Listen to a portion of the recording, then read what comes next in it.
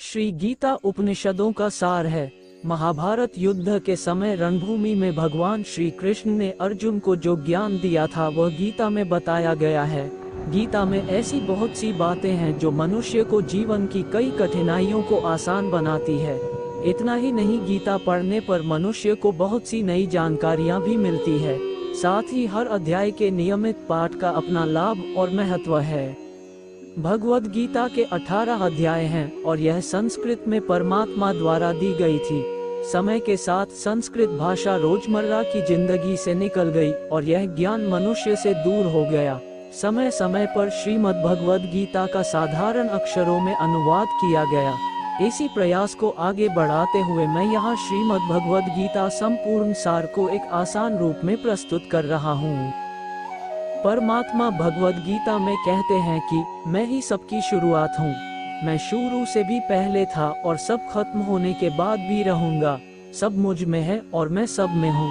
जो भी तुम छू सकते हो, देख सकते हो, चख सकते हो या सुन सकते वो सब मैं हूँ। ये नदियाँ, पहाड़, सूरज, ग्रहण, चांद, सितारे सब मैंने बनाए हैं। मनुष्य को अपने धर्म के अनुसार कर्म करना चाहिए। जैसे विद्यार्थी का धर्म विद्या प्राप्त करना, सैनिक का धर्म देश की रक्षा करना आदि। जिस मानव का जो कर्तव्य है उसे वह कर्तव्य पूर्ण करना चाहिए। मैं सभी प्राणियों को एक समान रूप से देखता हूँ। मेरे लिए न कोई कम प्रिय है न ही ज्यादा, लेकिन जो मनुष्य मेरी प्रेम पूर्वक आराधना करते हैं वो मेरे भीतर रहते हैं और मैं उनके जीवन में आता हूँ। तुम्हारा क्या गया जो तुम रोते हो? तुम क्या लाए थे जो तुमने खो दिया? तुमने क्या पैदा किया था जो नष्ट हो गया? तुमने जो लिया यहीं से लिया, जो दिया यहीं पर दिया। जो आज तुम्हारा है कल किसी और का होगा, क्योंकि परिवर्तन ही संसार का नियम है। जो मनुष्य जिस प्रकार से ईश्वर का स्मरण करता है उसी के अनुसार ईश्वर उसे फल देते हैं। कंस ने श्री कृष्ण को सदैव मृत्यु के लिए स्मरण किया तो श्री कृष्ण ने भी कंस को मृत्यु प्रदान की। अतः परमात्मा को उसी रूप में स्मरण करना चाहिए जिस रूप में मानव उन्हें पाना चाहता है। जो लोग भक्ति में श्रद्धा नहीं रखते वे मुझे पा नहीं सकते, अतः वे इस दुनिया में जन्म मृत्यु के रास्ते पर वापस आते रहते हैं। मैं धरती की मधुर सुगंध हूँ, मैं अग्नि की ऊष्मा हूँ।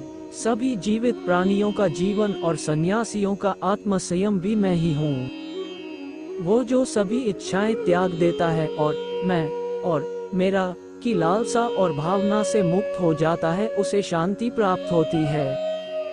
मेरे लिए ना कोई घृणित है ना प्रिय, किंतु जो व्यक्ति भक्ति के साथ मेरी पूजा करते हैं वो मेरे साथ हैं और मैं भी उनके साथ हूँ। मनुष्य को जीवन की चुनौतियों से भागना नहीं चाहिए और न ही भाग्य और ईश्वर की इच्छा जैसे बहानों का प्रयोग करना चाहिए। सफलता जिस ताले में बंद रहती है वह दो चाबियों से खुलती है, एक कठिन परिश्रम और दूसरा दृढ़ संकल्प। मैं भूतकाल, वर्तमान और भविष्य काल के सभी जीवों को जानता हूँ, लेकिन वास्तविकता में मुझे कोई नहीं जानता है। जो दान कर्तव्य समझकर बिना किसी संकोच के किसी जरूरतमंद व्यक्ति को दिया जाए वह सात्विक माना जाता है। आप कितने भी अच्छे कर्म कर लो, लेकिन समाज आपके बुरे कार्यों को ही सदैव याद रखता है। इसलिए लोग क्या कहेंगे ये सोचने से बेहतर है कि आप अपना कर्म करें। जन्म लेने वाले के लिए मृत्यु उसी प्रकार निश्चित है जितना कि मरने वाले के लिए जन्म लेना। इसलिए इस विषय पर शोक मनाना व्यर्थ है। गीता में कहा गया है जो इंसान किसी की कमी को पूरी करता है वो सही अर्थों में महान होता है। तुम्हारे साथ जो हुआ वो अच्छा हुआ, जो हो रहा है वो भी अच्छा है और जो होगा वो भी अच्छा होगा। गीता के अनुसार जिंदगी में हम कितने सही हैं और कितने गलत हैं ये केवल दो लोग जानते हैं, एक परमात्मा और दूसरी हमारी अंतरात्मा। जीवन का आनंद ना तो भूतकाल में है और ना भविष्य काल में, बल्कि जीवन तो बस वर्तमान को जीने में है। जब तक शरीर है तब तक कमजोरियां तो रहेगी ही, इसलिए कमजोरियों की चिंता छोड़ो और जो सही कर्म है उस पर अपना ध्यान लगाओ। अर्जुन, तुम भला क्यों रोते हो? तुमने जो खोया क्या वह तुमने पैदा किया था? आज जो तुम्हारा है वह कल किसी और का होगा, क्योंकि परिवर्तन ही संसार का नियम है। किसी का अच्छा ना कर सको तो बुरा भी मत करना, क्योंकि दुनिया कमजोर है लेकिन दुनिया बनाने वाला नहीं। यदि कोई व्यक्ति विश्वास के साथ इच्छित वस्तु को लेकर नित्य चिंतन करता है तो वह जो चाहे वह बन सकता है। सच्चा धर्म ये है कि जिन बातों को इंसान अपने लिए अच्छा नहीं समझता उन्हें दूसरों के लिए भी प्रयोग ना करे। कोई भी व्यक्ति अपने विश्वास से बनता है, वह जैसा विश्वास करता है उसी अनुरूप बन जाता है। ये शरीर भी तुम्हारा नहीं है, नहीं तुम इस शरीर के हो। यह अग्नि, जल, वायु, पृथ्वी, आकाश इन सब चीजों से मिलकर शरीर बना है। आखिरकार इन सब में ही मिल जाएगा, लेकिन यह आत्मा स्थिर है। तर्क वितर्क करने की क्षमता नष्ट हो जाती है और व्यक्ति का वही नाश हो जाता है। इसी तरह हर एक व्यक्ति को अपने गुस्से पर काबू करना सीखना चाहिए। मनुष्य गुस्से में कई बार ऐसा काम कर देता है जिससे उसको बाद में जाकर हानि का सामना करना पड़ता है। वही अगर मनुष्य अपने क्रोध पर काबू नहीं कर पाए तब वह कोई गलत कदम उठा बैठता है। जब भी मनुष्य के मन में क्रोध की भावना उत्पन्न होती है तब मनुष्य का मस्तिष्क काम करना बंद कर देता है और वह सही गलत का वह उचित फैसला नहीं ले पाता। इसलिए हमेशा मनुष्य को अपने क्रोध को काबू में रखना चाहिए और अपने मन को शांत रखना चाहिए, क्योंकि गुस्से में लिया गया फैसला आपको गहरी क्षति पहुंचा सकता है। व्यक्ति अपने कर्मों को नहीं छोड़ सकता है। भगवान श्री कृष्ण ने गीता के सार में ये बताया है कि कोई भी व्यक्ति अपने कर्मों को नहीं छोड़ सकता, जिसका मतलब व्यक्ति साधारण समझ के साथ अपने कर्मों में लगे रहते हैं। उन्हें अपने कर्म से हटना या छोड़ना नहीं चाहिए, क्योंकि वह ज्ञानवादी नहीं बन सकते हैं। वही अगर मनुष्य अपने कर्मों से पीछा छुड़ा ले या अपने कर्म करना बंद कर दे तब वह अपने रास्ते से भटक जाता है। संसार का नियम है जिसके मुताबिक मनुष्य को अपने कर्मों को करते रहना होगा। जो व्यक्ति अपने कर्मों से बचना चाहता है या वह अपने कर्म को करना बंद कर देता है, ऐसी परिस्थिति में वह मनुष्य मन ही मन में डूबता जाता है। अर्थात जिस व्यक्ति का जो स्वभाव होता है वह उसी के मुताबिक अपने कर्मों को करता है। मनुष्य को देखने का नजरिया। गीता के सार में मनुष्य के देखने के नजरिए के बारे में भी कुछ बातें बताई गई है। इसमें लिखा गया है, जो व्यक्ति ज्ञान को और कर्मों को एक रूप से देखता है उस व्यक्ति का नजरिया सही है। अज्ञानी पुरुष के पास ज्ञान नहीं होता, इसी वजह से वो हर किसी भी चीज को गलत नजर से ही देखते हैं। इंसान को अपने मन को काबू में रखना चाहिए। गीता के सार में ऐसे मनुष्य के बारे में भी बताया गया है जो मनुष्य अपने को मन को काबू में नहीं रख पाते। ऐसे लोग का मन इधर से उधर भटकता रहता है। ऐसे मनुष्य का मन उनके लिए शत्रु के समान काम करता है, क्योंकि मन व्यक्ति के मस्तिष्क पर बहुत गहरा प्रभाव डालता है। जब मनुष्य का मन स्थिर रहता है तो वो व्यक्ति भी सही तरीके से अपना काम करता है। खुद का आकलन करें। गीता के सार में ये भी बताया गया है कि मनुष्य को सबसे पहले अपनी खुद का आकलन मतलब खुद के बारे में जान लेना चाहिए। खुद की काबिलियत और क्षमता को जानना ही मनुष्य को आत्मज्ञान की प्राप्ति करा सकता है। जब तक मनुष्य खुद के बारे में जान नहीं लेगा तब तक उस मनुष्य का उद्धार नहीं हो सकता। मनुष्य को खुद पर विश्वास करना चाहिए। श्री भगवद गीता में श्री कृष्ण ने ये भी बताया है कि हर एक मनुष्य को अपने आप पर पूरा भरोसा करना चाहिए, क्योंकि जो लोग खुद पर विश्वास करते हैं वह अवश्य ही सफलता प्राप्त करते हैं। ऐसा भी बताया जाता है कि जो व्यक्ति जैसा विश्वास करता है आखिरकार वैसा ही बन जाता है। अच्छे कर्म करें और फल की इच्छा ना करें। जो मनुष्य अपना कर्म नहीं करते हैं और पहले से ही अपने कर्म का परिणाम के बारे में सोचने लगते हैं, ऐसे लोगों के लिए गीता का ये सार बड़ी सीख देने वाला साबित हो सकता है। भगवान श्री कृष्ण ने इस उपदेश में ये बताया है कि मनुष्य को कर्मों को करते रहना चाहिए और यह नहीं सोचना चाहिए कि इस कर्म का क्या परिणाम उनको प्राप्त होगा, क्योंकि कर्म का फल तो हर एक इंसान को मिलता ही है। इसलिए मनुष्य को चिंता न करके अपने कर्मों पर ध्यान देना चाहिए। ऐसा करने पर वह अपने किसी भी काम को सच्चे मन से करते हुए नजर आएंगे। मनुष्य की इंद्रियों का संयम ही कर्म और ज्ञान का निचोड़ है। मनुष्य के जीवन में सुख दुख दोनों ही स्थिति का अनुभव होता रहता है। सुख की स्थिति में मनुष्य ज्यादा ही प्रसन्न हो जाता है तो वही दुख की स्थिति में मनुष्य निराशा महसूस करता है। इसलिए सुख और दुख दोनों ही स्थिति में मनुष्य को अपने मन पर काबू रखकर उसे स्थिर रखना ही योग कहलाता है। जब कोई भी मनुष्य सांसारिक इच्छाओं को त्याग करके फल की चिंता ना करें अपने कर्मों को करता है तो उसी स्थिति को मनुष्य योग में स्थित कहलाता है। जो मनुष्य अपने मन को काबू में कर लेता है वह मनुष्य का मन ही उसका सच्चा मित्र बन जाता है। लेकिन जो मनुष्य अपने मन को काबू में नहीं कर पाता उसके लिए उसका मन ही उसका सबसे बड़ा दुश्मन साबित होता है। वही जो मनुष्य अपने मन पर विजय प्राप्त कर ले तो उसको परमात्मा की प्राप्ति हो जाती है। इसका मतलब जिस भी मनुष्य को ज्ञान की प्राप्ति हो जाती है उसके लिए सुख दुख, सर्दी गर्मी और मान अपमान सब एक समान हो जाता है। खुद पर पूरा भरोसा रखें और अपने लक्ष्य को पाने के लिए लगातार प्रयास करें। गीता में बताए गए इस उपदेश को अगर कोई भी व्यक्ति सच्चे मन से जीवन में पालन करे तो अवश्य ही वो व्यक्ति एक सफल इंसान बन सकता है। जो लोग पूरे विश्वास के साथ अपने लक्ष्य को पाने के लिए कोशिश करते रहते हैं वो निश्चित अपने लक्ष्य को पा ही लेते हैं। सदैव संदेह करने वाले व्यक्ति के लिए प्रसन्नता न इस लोक में है न ही कहीं और। जो मन को नियंत्रित नहीं करते उनके लिए वो शत्रु के समान कार्य करता है। गीता में कहा गया है कोई भी अपने कर्म से भाग नहीं सकता। कर्म का फल तो भुगतना ही पड़ता है। मनुष्य अपने विश्वास से निर्मित होता है। जैसा वह विश्वास करता है वैसा वह बन जाता है।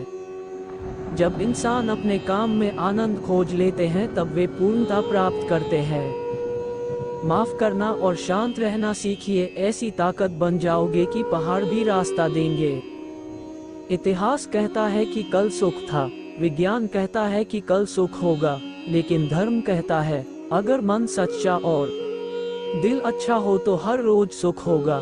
ज्यादा खुश होने पर और ज्यादा दुखी होने पर निर्णय नहीं लेना चाहिए, क्योंकि ये दोनों परिस्थितियां आपको सही निर्णय नहीं लेने देती हैं।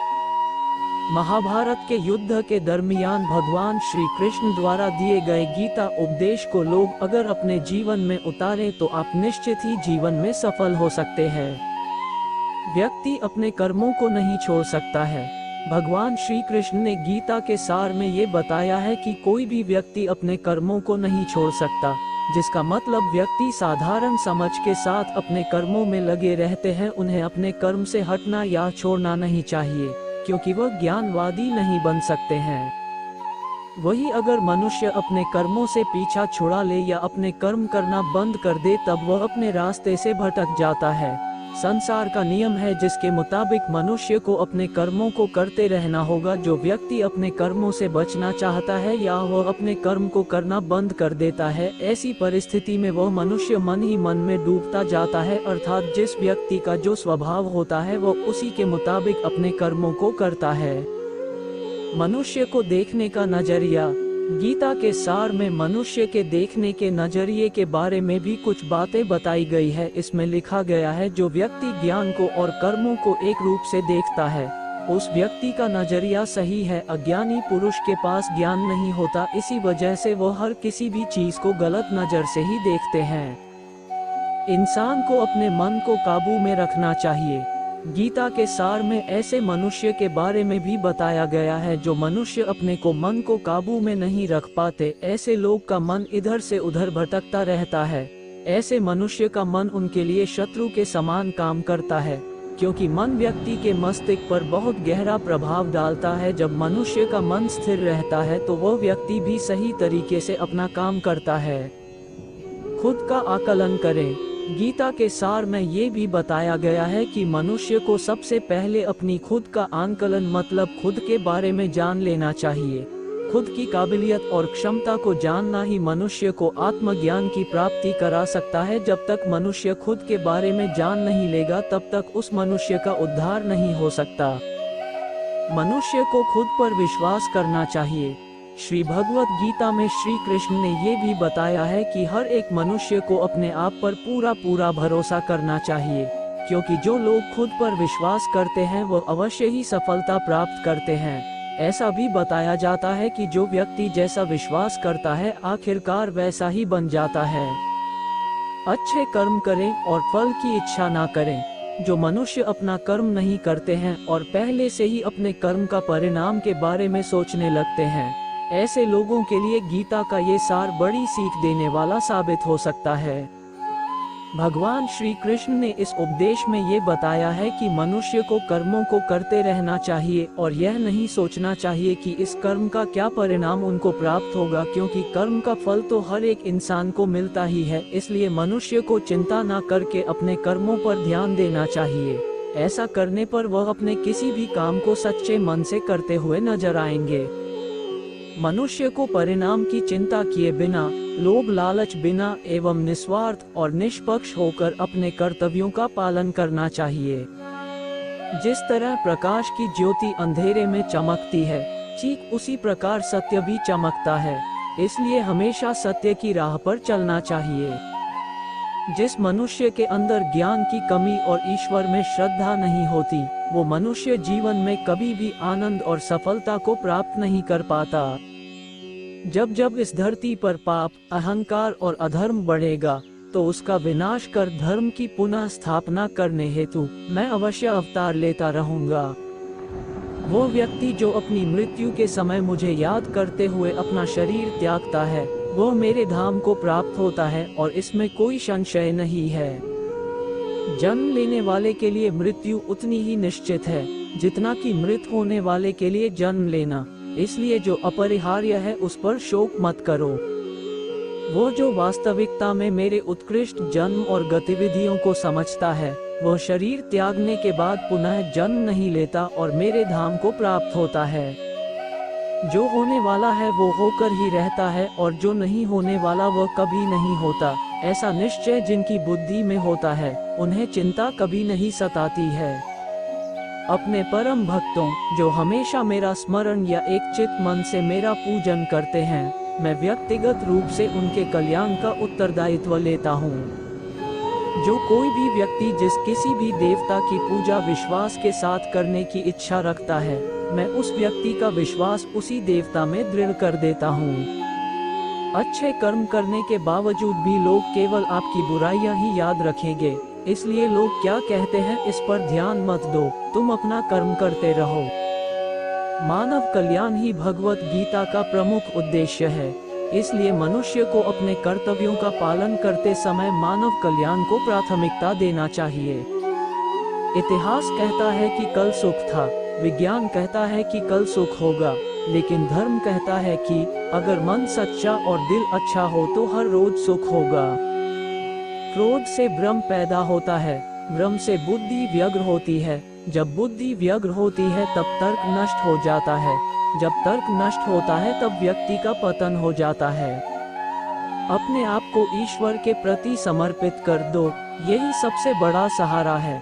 जो कोई भी इस सहारे को पहचान गया है वह डर, चिंता और दुखों से आजाद रहता है। मनुष्य को अपने कर्मों के संभावित परिणामों से प्राप्त होने वाली विजय या पराजय, लाभ या हानि, प्रसन्नता या दुख इत्यादि के बारे में सोचकर चिंता से ग्रसित नहीं होना चाहिए। तुम क्यों व्यर्थ में चिंता करते हो? तुम क्यों भयभीत होते हो? कौन तुम्हें मार सकता है? आत्मा न कभी जन्म लेती है और न ही इसे कोई मार सकता है। यही जीवन का अंतिम सत्य है। जिसने मन को जीत लिया है, उसने पहले ही परमात्मा को प्राप्त कर लिया है, क्योंकि उसने शांति प्राप्त कर ली है। ऐसे मनुष्य के लिए सुख दुख, सर्दी गर्मी और मान अपमान एक से है। श्रेष्ठ पुरुष को सदैव अपने पद और गरिमा के अनुरूप कार्य करने चाहिए, क्योंकि श्रेष्ठ पुरुष जैसा व्यवहार करेंगे तो इन्हीं आदर्शों के अनुरूप सामान्य पुरुष भी वैसा ही व्यवहार करेंगे। जिसने मन को जीत लिया है, उसने पहले ही परमात्मा को प्राप्त कर लिया है, क्योंकि उसने शांति प्राप्त कर ली है। ऐसे मनुष्य के लिए सुख दुख, सर्दी गर्मी और मान अपमान एक से है। न तो ये शरीर तुम्हारा है और न ही तुम इस शरीर के मालिक हो। ये शरीर 5 तत्वों से बना है, आग, जल, वायु, पृथ्वी और आकाश। एक दिन ये शरीर इन्हीं 5 तत्वों में विलीन हो जाएगा। मनुष्य का मन इंद्रियों के चक्रव्यूह के कारण भ्रमित रहता है, जो वासना, लालच, आलस्य जैसी बुरी आदतों से ग्रसित हो जाता है। इसलिए मनुष्य का अपने मन एवं आत्मा पर पूर्ण नियंत्रण होना चाहिए। मनुष्य को अपने धर्म के अनुसार कर्म करना चाहिए, जैसे विद्यार्थी का धर्म विद्या प्राप्त करना, सैनिक का धर्म देश की रक्षा करना आदि। जिस मानव का जो कर्तव्य है उसे वह कर्तव्य पूर्ण करना चाहिए। मैं सभी प्राणियों को एक समान रूप से देखता हूँ। मेरे लिए ना कोई कम प्रिय है ना ही ज्यादा, लेकिन जो मनुष्य मेरी प्रेम पूर्वक आराधना करते हैं वो मेरे भीतर रहते हैं और मैं उनके जीवन में आता हूँ।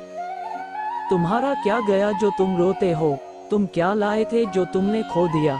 तुमने क्या पैदा किया था जो नष्ट हो गया? तुमने जो लिया यहीं से लिया, जो दिया यहीं पर दिया। जो आज तुम्हारा है कल किसी और का होगा, क्योंकि परिवर्तन ही संसार का नियम है। जो मनुष्य जिस प्रकार से ईश्वर का स्मरण करता है उसी के अनुसार ईश्वर उसे फल देते हैं। कंस ने श्री कृष्ण को सदैव मृत्यु के लिए स्मरण किया तो श्री कृष्ण ने भी कंस को मृत्यु प्रदान की। अतः परमात्मा को उसी रूप में स्मरण करना चाहिए जिस रूप में मानव उन्हें पाना चाहता है। जो लोग भक्ति में श्रद्धा नहीं रखते वे मुझे पा नहीं सकते, अतः वे इस दुनिया में जन्म मृत्यु के रास्ते पर वापस आते रहते हैं। मैं धरती की मधुर सुगंध हूँ, मैं अग्नि की ऊष्मा हूँ। सभी जीवित प्राणियों का जीवन और सन्यासियों का आत्म संयम भी मैं ही हूँ। वो जो सभी इच्छाएं त्याग देता है और मैं और मेरा की लालसा और भावना से मुक्त हो जाता है उसे शांति प्राप्त होती है। मेरे लिए ना कोई घृणित है ना प्रिय, किंतु जो व्यक्ति भक्ति के साथ मेरी पूजा करते हैं वो मेरे साथ हैं और मैं भी उनके साथ हूँ। मनुष्य को जीवन की चुनौतियों से भागना नहीं चाहिए और न ही भाग्य और ईश्वर की इच्छा जैसे बहानों का प्रयोग करना चाहिए। सफलता जिस ताले में बंद रहती है वह दो चाबियों से खुलती है, एक कठिन परिश्रम और दूसरा दृढ़ संकल्प। मैं भूतकाल, वर्तमान और भविष्य काल के सभी जीवों को जानता हूँ, लेकिन वास्तविकता में मुझे कोई नहीं जानता है। जो दान कर्तव्य समझकर बिना किसी संकोच के किसी जरूरतमंद व्यक्ति को दिया जाए वह सात्विक माना जाता है। जो पुरुष सुख तथा दुख में विचलित नहीं होता और इन दोनों में संभाव रहता है वह निश्चित रूप से मुक्ति के योग्य है। कर्म वह फसल है जिसे इंसान को हर हाल में काटना ही पड़ता है, इसलिए हमेशा अच्छे बीज बोए ताकि फसल अच्छी हो। धरती पर जिस प्रकार मौसम में बदलाव आता है उसी प्रकार जीवन में भी सुख दुख आता जाता रहता है। लोग आपके अपमान के बारे में हमेशा बात करेंगे। सम्मानित व्यक्ति के लिए अपमान मृत्यु से भी बदतर है। आत्मज्ञान की तलवार से अपने हृदय से अज्ञान के संदेह को काटकर अलग कर दो। उठो, अनुशासित रहो, अपने अनिवार्य कार्य करो, क्योंकि वास्तव में कार्य करना निष्क्रियता से बेहतर है। सदैव संदेह करने वाले व्यक्ति के लिए प्रसन्नता न इस लोक में है न ही कहीं और। फल की अभिलाषा छोड़कर कर्म करने वाला पुरुष ही अपने जीवन को सफल बनाता है। जो हुआ वो अच्छा हुआ, जो हो रहा है वो अच्छा हो रहा है, जो होगा वो भी अच्छा ही होगा। मेरा तेरा, छोटा बड़ा, अपना पराया, मन से मिटा दो, फिर सब तुम्हारा है और तुम सबके हो। मन की गतिविधियों, होश, श्वास और भावनाओं के माध्यम से भगवान की शक्ति सदा तुम्हारे साथ है। जो दान बिना सत्कार के कुपात्र को दिया जाता है वो तमस दान कहलाता है। कर्म के बिना फल की अभिलाषा करना व्यक्ति की सबसे बड़ी मूर्खता है। ये सृष्टि कर्म क्षेत्र है, बिना कर्म किए यहाँ कुछ भी हासिल नहीं हो सकता। जो मन को नियंत्रित नहीं करते उनके लिए वो शत्रु के समान कार्य करता है। जिस प्रकार अग्नि स्वर्ण को परखती है उसी प्रकार संकट वीर पुरुषों को।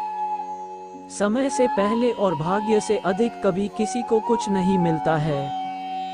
प्रबुद्ध व्यक्ति के लिए गंदगी का ढेर, पत्थर और सोना सभी समान हैं। कर्म मुझे बांधता नहीं, क्योंकि मुझे कर्म के प्रतिफल की कोई इच्छा नहीं। नरक के 3 द्वार होते हैं, वासना, क्रोध और लालच। परमात्मा को प्राप्ति के इच्छुक ब्रह्मचर्य का पालन करते हैं। एक ज्ञानवान व्यक्ति कभी भी कामुक सुख में आनंद नहीं लेता। कोई भी इंसान जन्म से नहीं बल्कि अपने कर्मों से महान बनता है। महाभारत के युद्ध के समय कुरुक्षेत्र की रणभूमि में भगवान श्री कृष्ण ने अर्जुन को जो उपदेश दिया है, उन्हीं उपदेशों का संकलन है श्रीमद् भगवद गीता। असल में यह उपदेशों का संकलन प्रश्न और उत्तर के रूप में है। अर्जुन कई प्रश्नवाचक चिन्हों के भंवर में फंसे हुए होते हैं और भगवान श्री कृष्ण इन्हीं प्रश्नों का उत्तर देते हुए अर्जुन को इस चक्रव्यूह से बाहर निकालते हैं। भगवद गीता ही है जो आधुनिक युग में समस्याओं से घिरे हुए मनुष्य को एक कर्मशील जीवन जीने के लिए प्रेरित करती है। गीता ऐसे प्रेरणादायक संदेशों का महासागर है जो जीवन से निराश मनुष्य को आशाओं से भर देती है। ठीक उसी प्रकार जिस प्रकार भगवान श्री कृष्ण ने अर्जुन की निराशाओं को दूर किया और उसे युद्ध लड़ने के लिए प्रेरित किया। आज की इस भागती दौड़ती जिंदगी में मानव को, उसके मन को, उसकी आत्मा को अगर कोई शांत, स्थिर और प्रसन्नचित रख सकता है तो वह है परिवर्तन ही तो संसार का नियम है। जिसे तुम मृत्यु समझते हो वही तो एक नया जीवन है। इस संसार में तुम एक ही क्षण में करोड़ों के स्वामी बन जाते हो तो वही दूसरे सर दरिद्र भी बन जाते हो। मेरा तेरा, छोटा बड़ा, अपना पराया, इन सब चीजों को अपने मन से निकाल दो तो फिर सब कुछ तुम्हारा है। तुम इन सब के हो। ये शरीर भी तुम्हारा नहीं है, नहीं तुम इस शरीर के हो। यह अग्नि, जल, वायु, पृथ्वी, आकाश इन सब चीजों से मिलकर शरीर बना है। आखिरकार इन सब में ही मिल जाएगा, लेकिन यह आत्मा स्थिर है। तर्क वितर्क करने की क्षमता नष्ट हो जाती है और व्यक्ति का वही नाश हो जाता है। इसी तरह हर एक व्यक्ति को अपने गुस्से पर काबू करना सीखना चाहिए।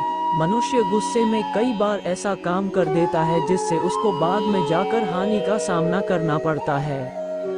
वही अगर मनुष्य अपने क्रोध पर काबू नहीं कर पाए तब वह कोई गलत कदम उठा बैठता है। जब भी मनुष्य के मन में क्रोध की भावना उत्पन्न होती है तब मनुष्य का मस्तिष्क काम करना बंद कर देता है और वह सही गलत का वह उचित फैसला नहीं ले पाता। इसलिए हमेशा मनुष्य को अपने क्रोध को काबू में रखना चाहिए और अपने मन को शांत रखना चाहिए, क्योंकि गुस्से में लिया गया फैसला आपको गहरी क्षति पहुंचा सकता है। व्यर्थ की चिंता क्यों करते हो और व्यर्थ में ही डरते हो? तुम्हें कौन मार सकता है? आत्मा ना पैदा होती है ना ही मरती है। जो हुआ वह अच्छा हुआ, जो हो रहा है वह भी अच्छा ही है, जो होगा वह भी अच्छा ही होगा। जो बीत गया उसका तुम पछतावा ना करो और भविष्य की चिंता भी ना करो। अभी तो वर्तमान चल रहा है। इस युद्ध में तुम्हारा क्या गया जो तुम रो रहे हो? तुम क्या लेकर आए थे? जो खो दिया तुमने, क्या तुमने पैदा किया था? जो खो दिया तुमने, तुम ना कुछ लेकर आए थे ना कुछ लेकर जाओगे। जो कुछ लिया था वह यहीं से लिया था, जो दिया यहीं पर दिया। जो कुछ भी तुम्हें मिला वह भगवान से मिला, जो तुमने दिया वह भी भगवान को ही दिया।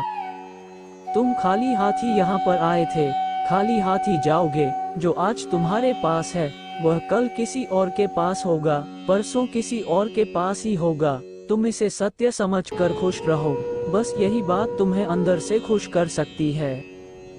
परिवर्तन ही तो संसार का नियम है। जिसे तुम मृत्यु समझते हो वही तो एक नया जीवन है। इस संसार में तुम एक ही क्षण में करोड़ों के स्वामी बन जाते हो तो वही दूसरे सर दरिद्र भी बन जाते हो। मेरा तेरा, छोटा बड़ा, अपना पराया, इन सब चीजों को अपने मन से निकाल दो तो फिर सब कुछ तुम्हारा है। तुम इन सब के हो। ये शरीर भी तुम्हारा नहीं है, नहीं तुम इस शरीर के हो। यह अग्नि, जल, वायु, पृथ्वी, आकाश इन सब चीजों से मिलकर शरीर बना है। आखिरकार इन सब में ही मिल जाएगा, लेकिन यह आत्मा स्थिर है। तर्क वितर्क करने की क्षमता नष्ट हो जाती है और व्यक्ति का वही नाश हो जाता है। इसी तरह हर एक व्यक्ति को अपने गुस्से पर काबू करना सीखना चाहिए। मनुष्य गुस्से में कई बार ऐसा काम कर देता है जिससे उसको बाद में जाकर हानि का सामना करना पड़ता है। वहीं अगर मनुष्य अपने क्रोध पर काबू नहीं कर पाए तब वह कोई गलत कदम उठा बैठता है। जब भी मनुष्य के मन में क्रोध की भावना उत्पन्न होती है तब मनुष्य का मस्तिष्क काम करना बंद कर देता है और वह सही गलत का वह उचित फैसला नहीं ले पाता। इसलिए हमेशा मनुष्य को अपने क्रोध को काबू में रखना चाहिए और अपने मन को शांत रखना चाहिए, क्योंकि गुस्से में लिया गया फैसला आपको गहरी क्षति पहुंचा सकता है।